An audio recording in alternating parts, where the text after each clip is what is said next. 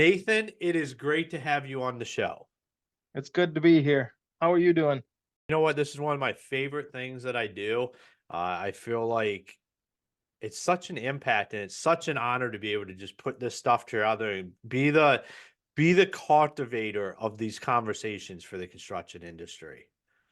And needed conversations too. Awesome, man. Why don't you tell all the champions out there a little bit about yourself? I started in the construction industry when I was 18 years old from my brothers building pole barns. That should have been a sign that I should never be a construction worker because working for your brothers can be very taxing. But then I spent the next 5 years trying to get out of it. I was going to school to be a high school teacher. So I got a job with a cabinet shop, a custom cabinet shop. And that started my pathway to actually enjoying the construction field.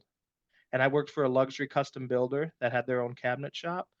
Boom, opened up my world. I started building stuff, round cabinets, round windows, funky shape stuff, artwork, timber framing, all that good stuff that what we fall in love doing with our hands, bringing life to a drawing and to a dream.